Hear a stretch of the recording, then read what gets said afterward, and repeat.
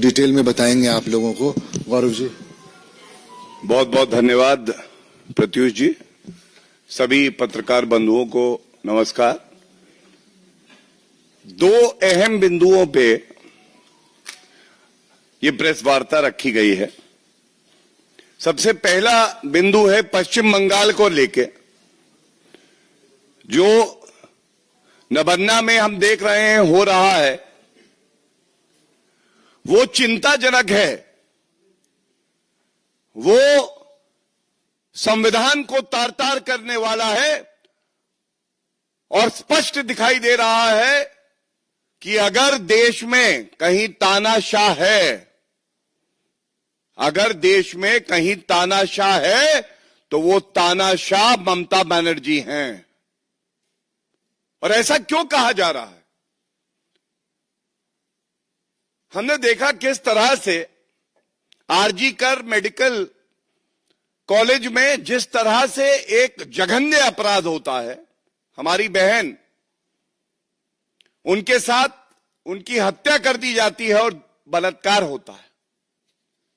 ममता बनर्जी बिल्कुल स्पष्टता से एक स्टैंड लेती हैं कि वो आरोपियों के साथ खड़ी रहेंगी, उनको संरक्षण देंगी। आज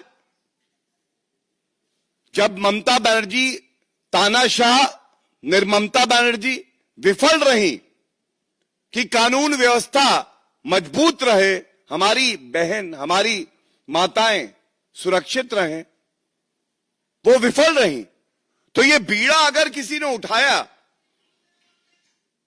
तो हमारे जो छात्र हैं, जो युवा हैं, और राजनीतिक क्षेत्र में भारतीय जनता पार्टी ने दिखाया कि एक विपक्ष की सकारात्मक भूमिका क्या होती है, उसकी ताकत क्या होती। हम सब जानते हैं कि इससे पहले भी जब छात्र शांतिपूर्वक, जो कि उनका संवैधानिक अधिकार है, कि प्रदर्शन करें, तो लूंगी वाहिनी, जो घुसपैठिए, जिनका धर्म देख के टीएमसी का उनको सदस्य माना जाता है, पुलिस जो है वो मूक दर्शक बनी रहती है, चुप्पी साध देती है। और जहां हमारे डॉक्टर, युवा साथी, सारे छात्र प्रदर्शन कर रहे थे, उस पूरे मंच को ध्वस्त कर दिया गया, हाथापाई की गई। और अब हम जो देख रहे हैं वही कार्य, नबन्ना अभियान जो है, वहां क्या हो रहा है? वहां फिर से पुलिस मुस्तैदी से खड़ी है। वाटर कैनन, डंडे चलाना, बल्कि बड़े बड़े कंटेनर लाए गए हैं। कंटेनर और डंडे, वाटर कैनन, जैसे ये आरोपी हैं, इन्होंने दुष्कर्म किया है। ये है तानाशाह ममता बनर्जी की आंखें, जिन आंखों में एक जघन्य अपराधी के लिए प्यार है, लेकिन जो छात्र हैं, जो डॉक्टर हैं, उनके लिए सख्त कार्रवाई करने के लिए पुलिस को खड़ा करा देती हैं।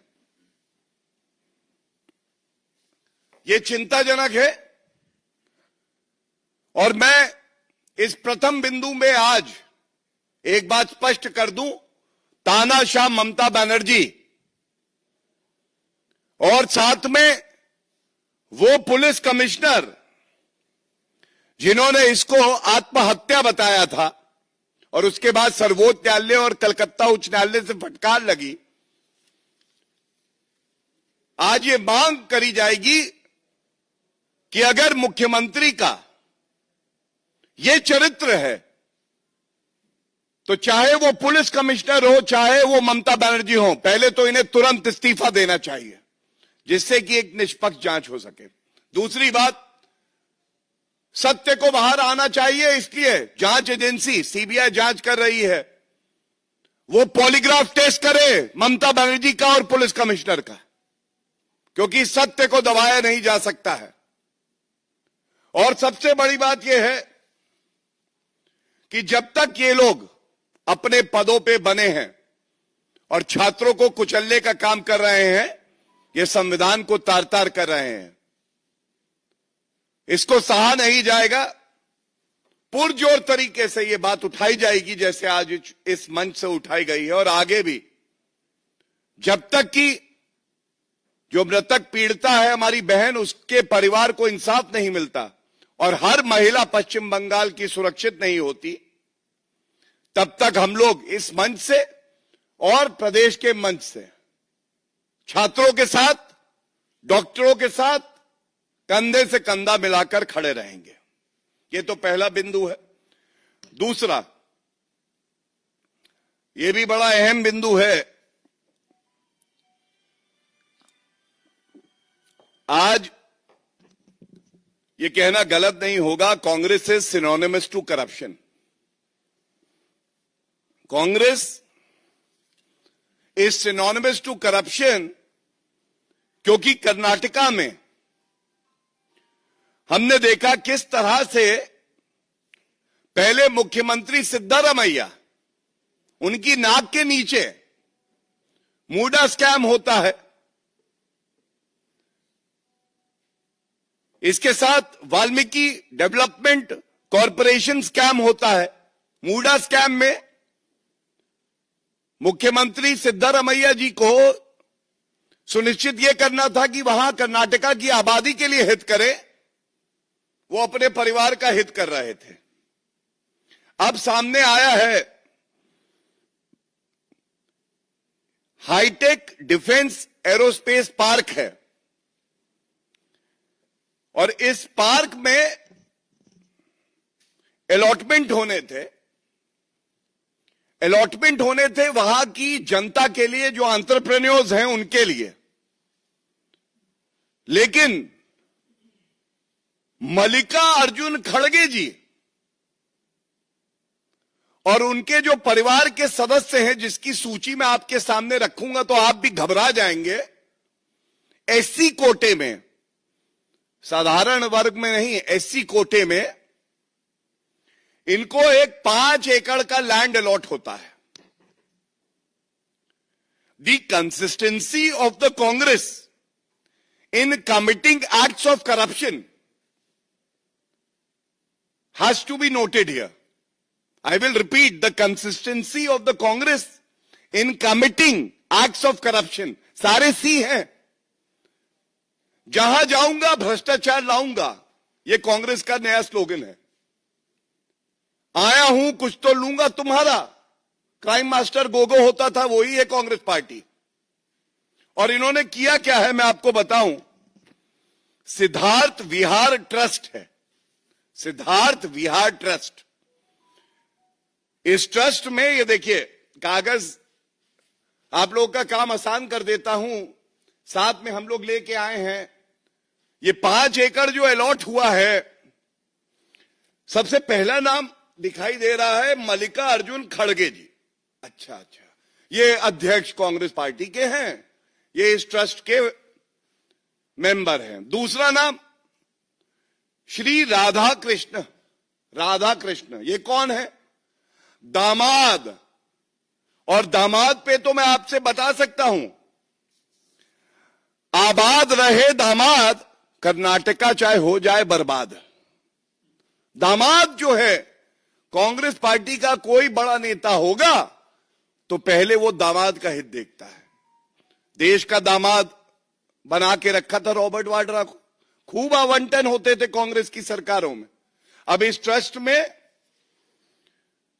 ये राधा कृष्णा, ये दामाद हैं खड़गे परिवार के, उनको सदस्य बनाया है। तीसरा नाम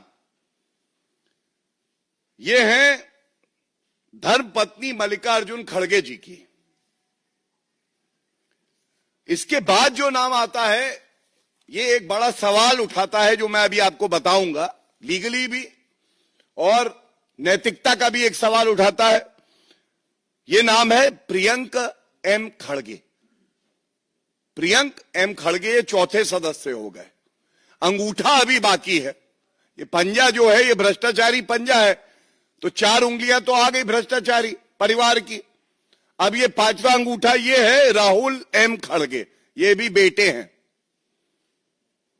मल्लिकार्जुन खड़गे के बेटे।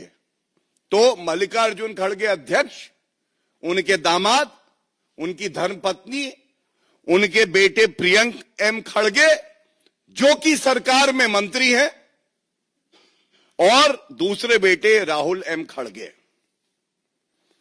अब यह सवाल पूछा जाएगा कि ये भ्रष्टाचार जब जब कांग्रेस की सरकार बनती है तो भ्रष्टाचार तुरंत होता है, और ये कार्रवाई क्या करेंगे?